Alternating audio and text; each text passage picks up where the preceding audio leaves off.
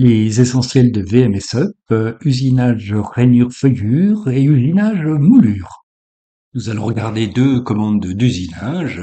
J'utilise moi plutôt dans la version payante usinage contour. C'est pour ça que j'ai pas les deux pictogrammes ici. Je vais aller dans extension, extension VMSUP et on trouve ces deux commandes d'usinage, rainure-feuillure ou moulure. On va d'abord lancer rainure-feuillure. Première chose qui nous est demandée, c'est d'indiquer la face sur la table. On est soit avec une toupie, soit avec une défonceuse sous table. Je vais indiquer donc la face que je mets sur la table. J'ai les arêtes que je peux appuyer sur le guide qui s'allument en vert et donc qui sont possibles.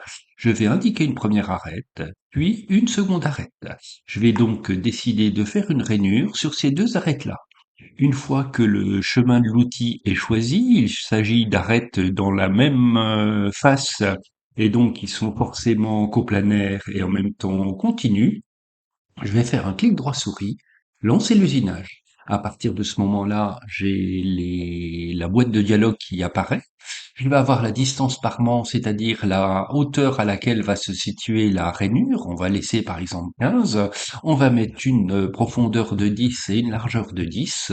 Et je peux commencer ma moulure à un certain endroit. Je vais commencer à 20 et je vais finir à 30. Je valide. Ma rainure, pardon, est faite. Je vois donc ma rainure avec ici la distance parement, l'épaulement 1, et si je regarde ici, j'ai l'épaulement 2. Je peux faire un clic droit souris, soit donner de nouvelles valeurs, soit sauvegarder mes valeurs qui deviendront les valeurs par défaut la prochaine fois que je lancerai l'usinage, soit annuler, soit annuler et refaire. Je vais faire annuler et refaire, et au lieu d'avoir un épaulement ici de 20, je vais mettre 0. Au lieu d'avoir un épaulement de 30, je vais mettre 0. Je valide. J'ai donc sans épaulement, donc pas d'usinage arrêté, et ma rainure va tout du long. Clic droit souris, annuler. Je vais définir de nouveau ma face sur la table. Je vais indiquer une première arête et faire un clic droit souris et lui dire je voudrais le contour de ma face. Je fais le contour de ma face, j'ai tout le contour de ma face.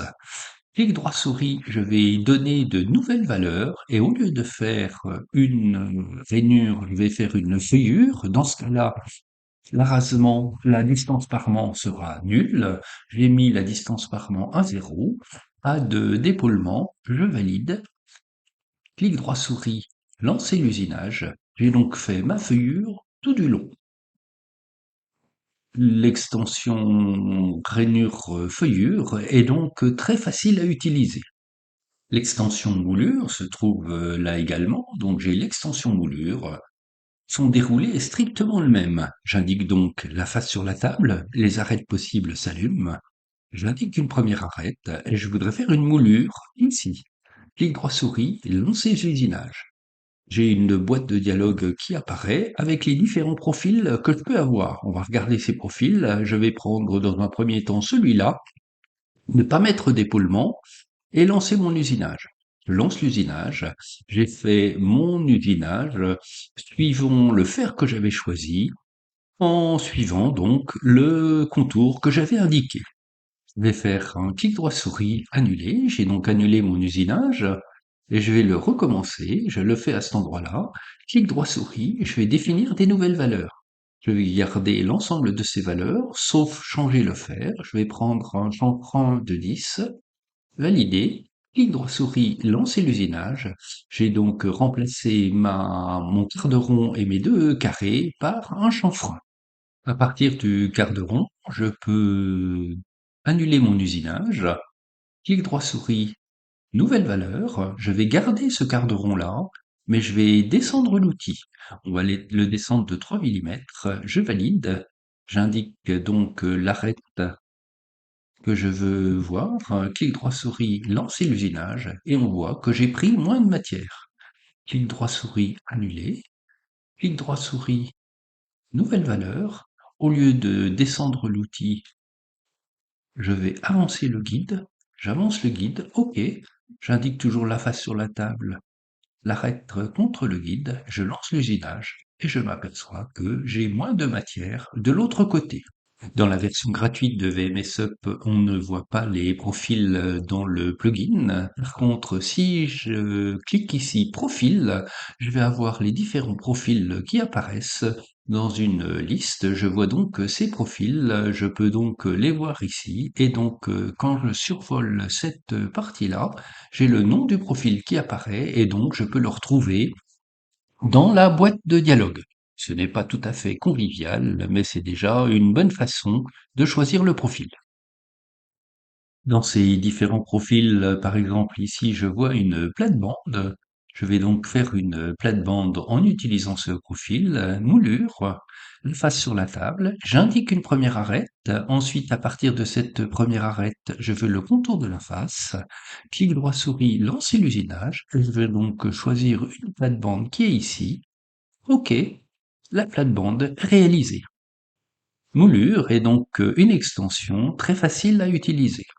Où sont stockés les fers d'usinage? Je suis ici dans la version SketchUp sous le dossier SketchUp. Quand je regarde, j'ai donc sous la partie utilisateur mon nom d'utilisateur, AppData Roaming SketchUp, SketchUp 2024 SketchUp.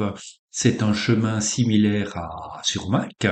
J'ai des dossiers importants, le dossier plugins ce qu'on a déjà vu, le dossier materials ce qu'on va voir, et j'ai un autre dossier qui s'appelle VMS Tools.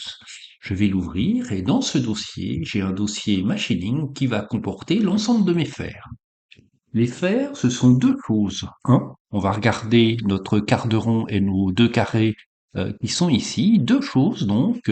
Un, un fichier au format PNG qui est préfixé par PR underscore, c'est important. Le nom du fer apparaît ensuite. Et ensuite, une seconde chose qui est le modèle SketchUp. L'image du fer, c'est juste une image qui va donc apparaître dans la fenêtre profil. Voici l'image de notre fer CCR 20 et on va regarder le modèle SketchUp. Voici notre fer pardon et nos deux carrés. C'est une représentation en vue de dessus. J'ai bien donc l'axe bleu dans la figure. Je vois ici cette face qui est la matière que l'on va enlever, le point qui se promène sur le contour et le point origine ici. Si j'indique cet arc de cercle ici que je demande info sur l'entité, je vois bien que c'est 20 millimètres.